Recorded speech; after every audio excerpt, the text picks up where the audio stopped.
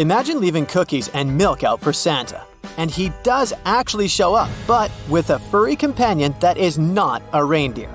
According to folklore, Krampus is a big, scary creature with horns and hooves, and he goes out looking for children who've been bad. The name Krampus might derive from the word krampen, which means rotten, or cramp, which means claw. Nobody's completely sure where Krampus came from, but some people think he's been around since before people started celebrating Christmas.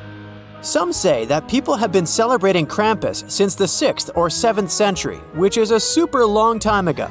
But there are no writings about Krampus before the 16th century, so solid details about him are still a mystery. There are also theories that suggest Krampus is the son of the ruler of the underworld. Krampus is like the total opposite of Santa Claus. He is this scary, mythical creature who looks a lot like half goat and half demon. He has fur all over and sharp teeth. Krampus carries chains, which are believed to symbolize how people once tried to keep bad spirits under control. He likes to shake those chains for a bit of drama.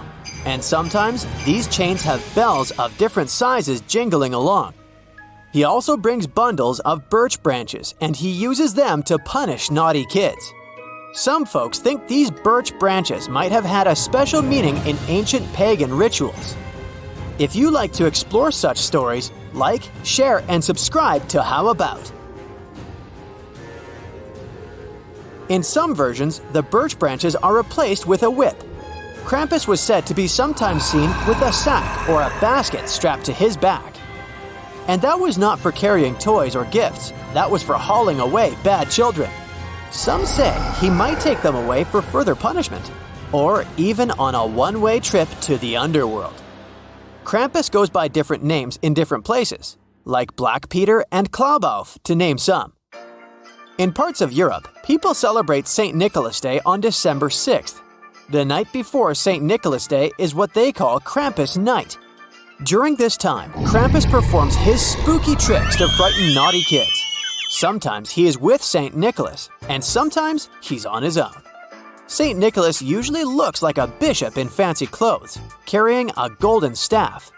He is all about good kids, but Krampus is in charge of naughty ones. St. Nicholas hands out gifts, while Krampus gives out coal and birch branches. There is also a tradition to offer Krampus a special strong drink made just for him.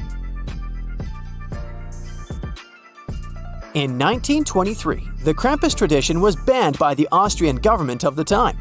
In the 1950s, the government gave out pamphlets with titles like Krampus is an evil man. But as the 20th century was wrapping up, some people started to get interested in Krampus all over again. They wanted to bring the tradition back, and they did it. It's still going strong today. In places like Bavaria, people are still making their own hand-carved wooden masks to keep the Krampus spirit alive. During Krampus celebrations, people dress up in all sorts of costumes. These characters include Krampus, St. Nicholas, a woodsman, angels, and an old woman.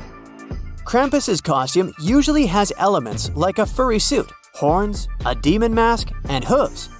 He might have also had props like bells, birch branches, a basket on his back, chains, and a walking staff. Traditional Krampus costumes were made from not so animal-friendly materials, but these days they're often made out of cheaper materials, like fake fur and latex.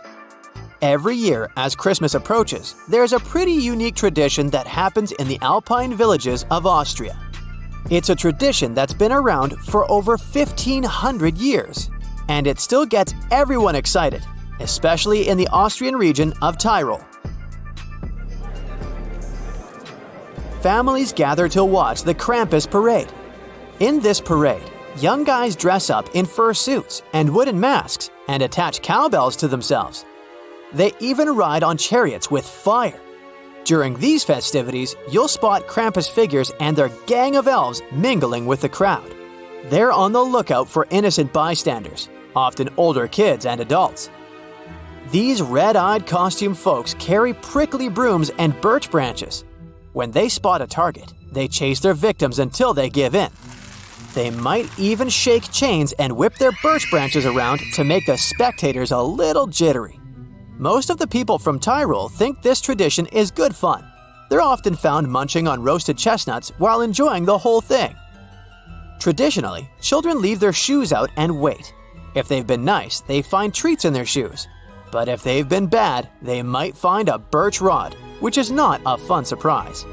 Nowadays, Krampus isn't actually dragging kids to the underworld, but he still likes to play some pranks. In Styria, there's a tradition where Krampus gives families birch bundles. People paint these twigs gold and display them in their homes all year long. They serve as a reminder to kids that Krampus is watching, even if they temporarily forget about him. In smaller, more isolated villages, Krampus has other scary companions, like a wild man with antlers. At the same time, there are some cities in Austria where a tamer, friendlier version of Krampus can be seen. He is more like a funny figure than someone scary. In an Italian town, they have an annual Krampus festival in early December.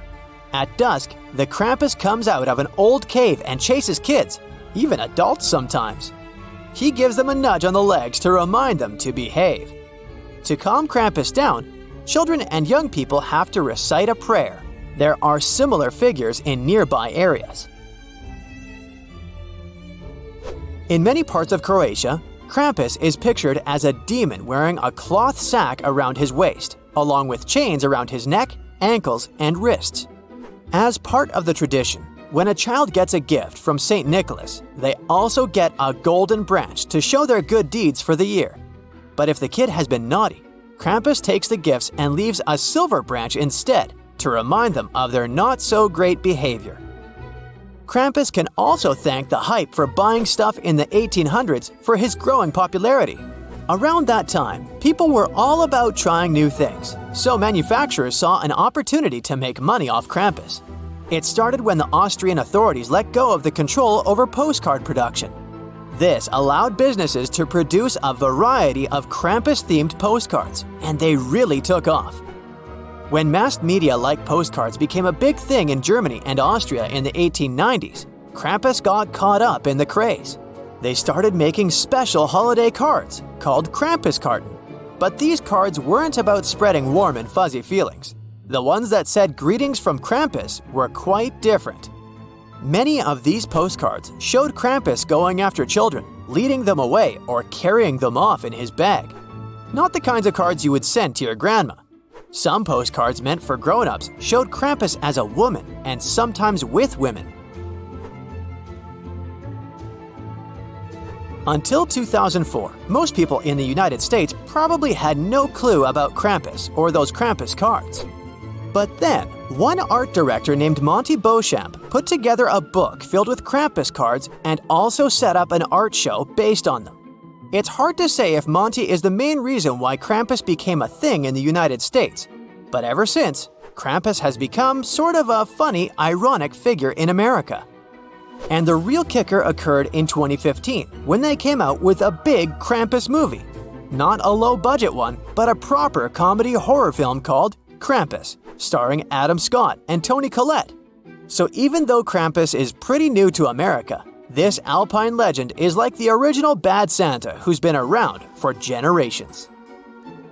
That's it for today. So hey, if you pacified your curiosity, then give the video a like and share it with your friends. Or if you want more, just click on these videos and stay on the bright side.